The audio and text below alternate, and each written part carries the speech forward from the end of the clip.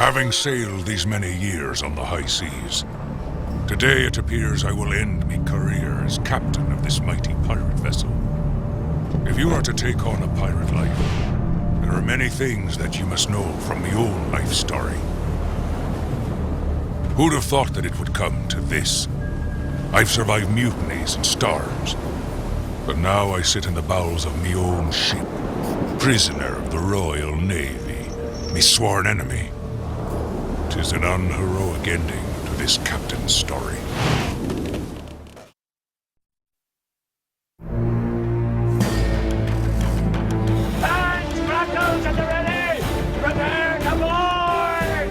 Pirates were amazingly democratic, and there was a captain, obviously, and he was the chief chap on board. A good pirate captain was, first of all, a good leader of men. I mean, that was absolutely basic. And secondly, an excellent navigator. And thirdly, a good leader in battle. We'll board this ship and kill everyone! The very interesting thing about pirate ships, as opposed to the Navy, is that if the crew decided they didn't like the captain, they could actually vote him out of office. And there are many times when this happened. You know, the captain wasn't brave in battle, or he upset them, so they simply voted him out and voted somebody else to become captain. There was a quartermaster who acted on behalf of the crew, and he was the one who, when they attacked a ship, would lead the crew into action. Come on! And then there might or might not be a boatswain and a carpenter, usually a cooper for making the barrels, and perhaps a first mate. They didn't have lieutenants or midshipmen or any of the other ranks that the Navy had. Before they went into battle, it was agreed that everything should be divided out equally. So they divided everything absolutely equally per man, but the captain got the ship if they captured a ship.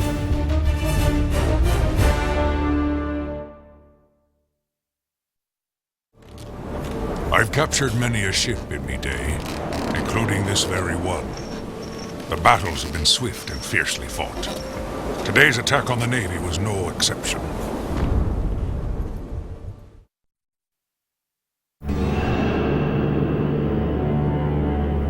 There was a fairly standard method of pirate attack, that you would shadow your victim for a while. When you thought that ship's worth attacking, you would then come up alongside, fire a shot across the bows, which was the traditional way to say heave to and stop your ship. And the pirates would then all appear on deck and make a huge noise. They'd fire one or two guns, but not a lot, because they didn't want to damage the ship. They would throw hand grenades on the deck. They would all yell at the top of their voices and wave their cutlasses around, and generally terrorise the merchant ship they were attacking. Come up alongside, throw grapnel hooks to secure the two ships together, and then they would board the victim. And then, if the crew of the victim hadn't completely surrendered by that stage, then they would cut their throats and throw them overboard, but probably they would have surrendered anyway. There are 4 or 5 famous pirate battles. To me, the most romantic one, it would be the most difficult to film incidentally, was the final battle of Bartholomew Roberts, which took place off the coast of Africa in a gale. And Bartholomew Roberts had 2 ships, and he was attacked by a warship called HMS Swallow, and the battle took place in the height of a storm. Both ships were firing at each other, and in the end Bartholomew Roberts was killed by a cannonball at the height of the battle, and his ship was captured, and most of the crew were subsequently hanged.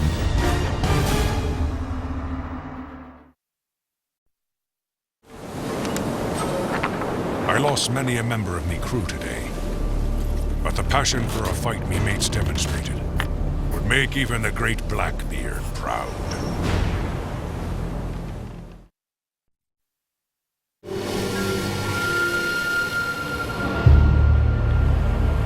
Blackbeard has become one of the most notorious pirates because he was a great sort of self-promoter, and he would go into battle with smoke billowing around his head and guns all over him. And he was a big, tall man. He was 6'6" or so. He did have a huge beard, black beard, that he plaited when he went into battle. But curiously enough, he was not as fierce as all that. He did attack Charleston, South Carolina, and force the mayor to give him all sorts of stuff. Blackbeard's death in Ocracoke Inlet became I suppose, the most popular or famous pirate battle because it was well publicised at the time. And what happened there was that Lieutenant Maynard was sent by his captain on behalf of the governor of Massachusetts to track down Blackbeard. And Lieutenant Maynard attacked at dawn in 2 small ships and came up alongside Blackbeard. There was a tremendous fight on board. Blackbeard was, by tradition, attacked with something like 20 musket balls and 6 cutlass wounds, and eventually fell to the deck dead. At the end of the day, the decks were running with blood, and Blackbeard supposedly swam round the ship 3 times headless. So that was the end of Blackbeard.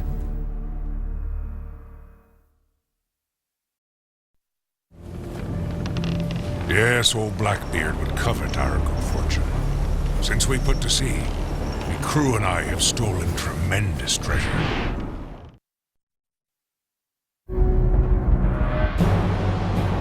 In the days of Francis Drake, and a bit later than that, the Spanish treasure galleons used to go regularly from the Spanish Main via Havana back to Spain.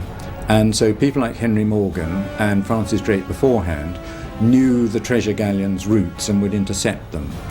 But later pirates actually would know where the trade routes were, and they would shadow a merchant ship for a while and try and work out whether it was a ship worth attacking and whether it was powerfully armed, and if it was too powerfully armed they wouldn't attack it.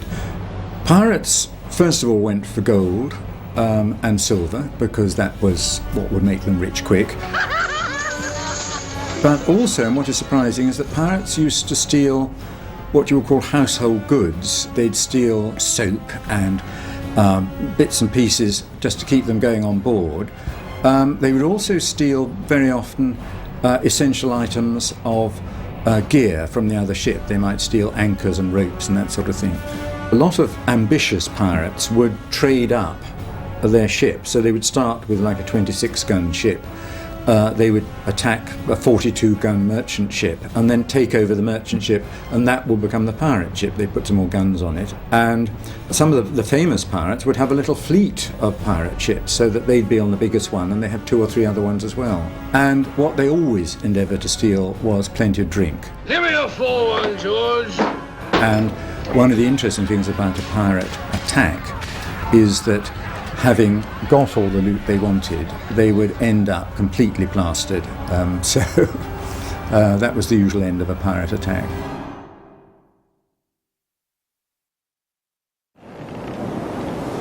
Perhaps it was the ale, or the glory. But I must admit that I didn't see the end in sight. I thought we'd keep this string of luck going, as I sat surrounded by pirate booty in me quarters, including the prized parrot that sat on me shoulder, that I stole from the Admiral himself.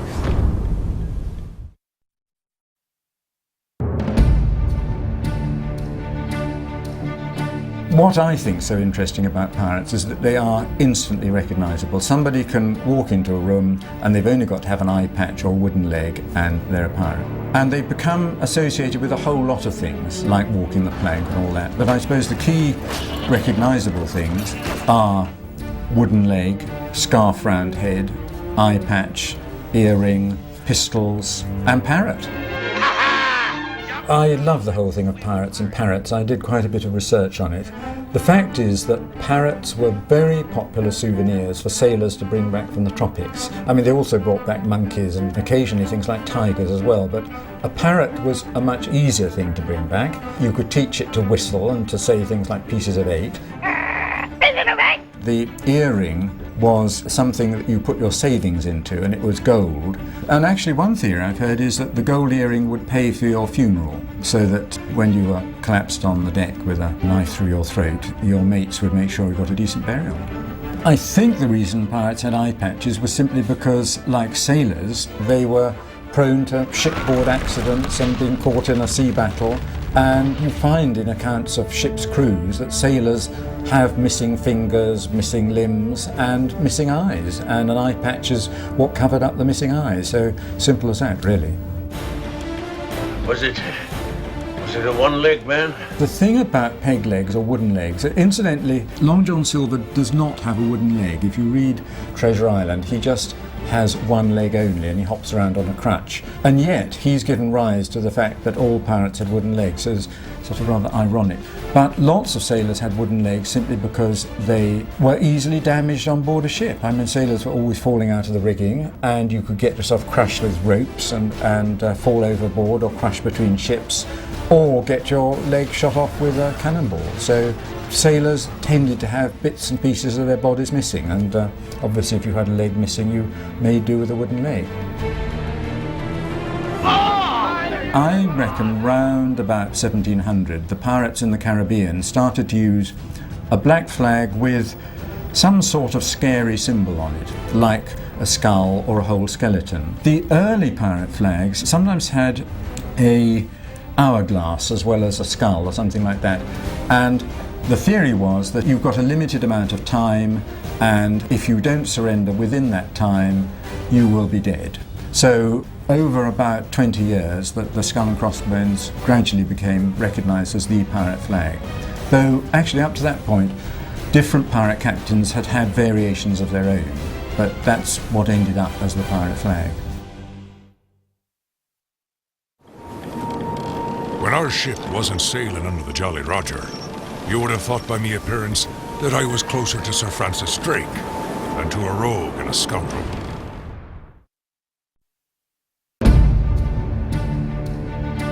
If Drake had thought of coming to you first, should we be rejoicing at the good news? You cannot mean Drake's raid on Cadiz. I do mean Drake's raid on Cadiz. Sir Francis Drake would never have seen himself as a pirate, but the Spanish did see him as a pirate, and the reason was that Francis Drake went out on a series of plundering expeditions on the Spanish Main and attacked Spanish ships and Spanish treasure ports. In the last month, English pirates have destroyed some 7,000 tons of our shipping. When Francis Drake came back, he had a ship loaded with treasure worth $60 million, something like that. And he then becomes, in fact, a part of the English Navy, and he then becomes an English hero, really, and attacks the Spanish Armada and attacks Cadiz and so on. So he ends his life as Sir Francis Drake and a great British hero, but he began life as a pirate.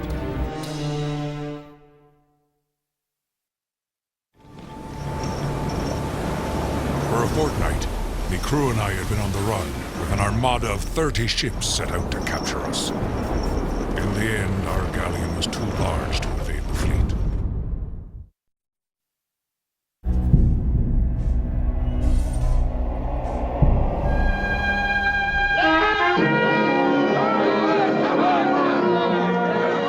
The thing about pirate ships is they came in all shapes and sizes, because there was no such thing as a pirate ship built for a pirate. It all depended on which ships the pirates were able to capture. So they might mutiny and take over the ship they were on, or they might have got a small ship, attack a larger one and take that one over. The movies always show huge pirate galleons, and I think the reason for that is that the movie director wanted a huge deck so he could have sword fights and people swinging through the rigging. But all my research has shown that the favourite pirate ship was much smaller. It would often be a single-masted vessel, we would call it a gaff cutter now, with one big huge gaff sail, heavily armed. The reason they liked the smaller ships with the big sails was that they were faster, they were shallow draft, so that they could escape from a much deeper draft vessel in shallow water, and they could be beached at low tide so that you could scrape off the barnacles. A few pirates, like Bartholomew Roberts and Blackbeard, did have large, almost warship-like ships, but they were fairly rare. They were the most successful pirates that went in for the big ships, but your average pirate went in for something much smaller. The pirate hoped that you wouldn't see it was a pirate ship until the last moment.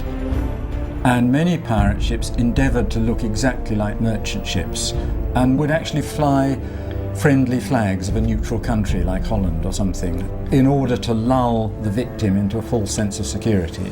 And then at the last moment they'd swoop up alongside and raise the Jolly Roger and attack.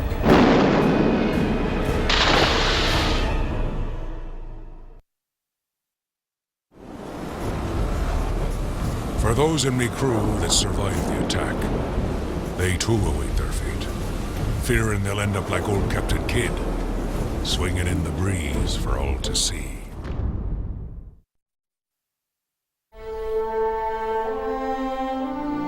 Captain Kidd never meant to be a pirate. He was a Scotsman who went out to live in the West Indies. He became a privateer. He bought a house in New York, married and had 2 daughters, and he then went to London and he set up a privateering expedition, went out to the Indian Ocean to catch pirates, but he had a mutinous crew. He didn't catch any pirates and he actually turned pirate himself, captured a ship called the Quedar Merchant, which was a treasure ship, and upset the East India Company by capturing a East India Company ship. A reward was put out for him. Described as 5 feet 10 inches in height, brown bushy hair, shabby with an inclination to be genteel. When he arrived back in New York, the governor there arrested him, sent him back to England. He was tried before the House of Commons, the only pirate to be tried there, and was condemned to death and executed at Execution Dock. And to this day there is an inn called the William Kidd overlooking the spot where he was hanged.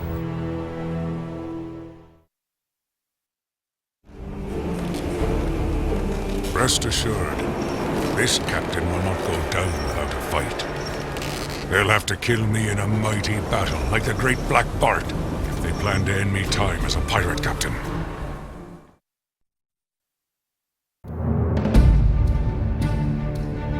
Bartholomew Roberts was a Welshman, and he became a merchant seaman, and he rapidly established himself in the West Indies as a ferocious and very successful pirate, and he very rapidly traded up until he had a whole fleet of ships. He captured during his lifetime, 40 or 50 merchant ships.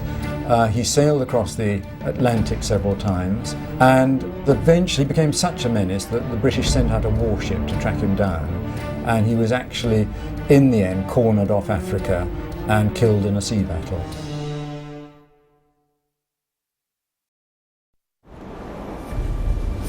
The Admiral has me imprisoned and may torture me, may kill me crew, but he will never find the treasure he seeks. For only I know the place where it is hidden.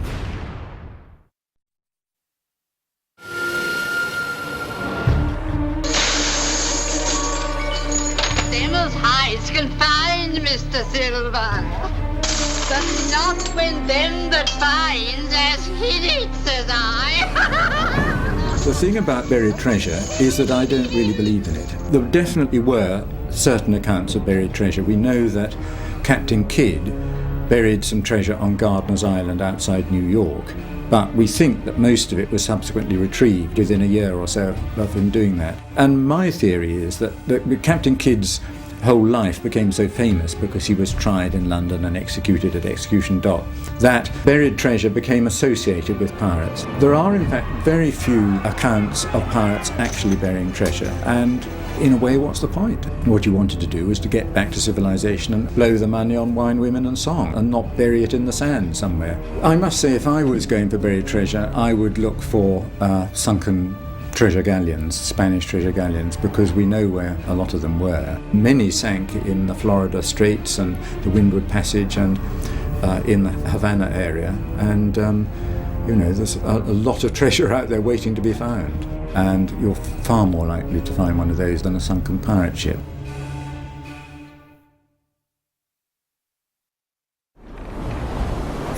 So here I sit, awaiting my fate. Let the Royal Navy try to kill me. Give it their best shot. There is no torture or punishment that I fear.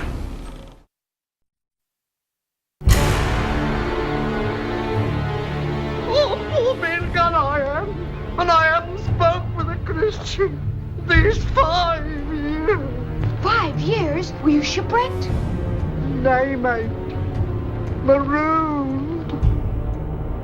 The chief pirate punishment was marooning, which was very simple really. You put the pirate ashore, usually on a deserted island or islet, and by tradition he was allowed a gun and a bit of gunpowder and some bullets and a flask of water to survive or not. It all depended really whether he was picked up by a passing ship. Cutting off ears and noses was reasonably common, and then of course death for anyone who really broke every code in the book. And how you were killed depended on the pirate captain, really. Walking the plank is, as far as I'm concerned, a complete myth. In all the research I've done on piracy, I found one account of walking the plank. The thing about walking the plank is that it appears in Peter Pan. It then appears in all the famous movies, Douglas Fairbanks Jr., Errol Flynn. Everybody's seen the movies, and therefore everybody assumes pirates make people walk the plank. Jack Sparrow, be it known that you have been charged, tried and convicted for your willful commission of crimes against the Crown. Gallows Point was a particular spot in Jamaica, just near Port Royal, where pirates were hanged who were caught in Jamaica. A pirate hanging was a very public spectacle. You didn't have television in those days, so everybody would roll up to a pirate hanging to have a good time, really. They set up the gallows on the waterfront. The pirate would be brought out, go up a ladder, and the noose would be put round his neck, and then the ladder would be kicked away, and he dropped and was hopefully died immediately. Usually what then happened, if the pirate was famous enough, the body would be put in an arrangement of iron hoops and chains and hung from a gallows that would be positioned somewhere where all the sailors could see it. The point about it was a warning to sailors tempted to take up piracy that if you take up piracy, that's likely to be how you end your life.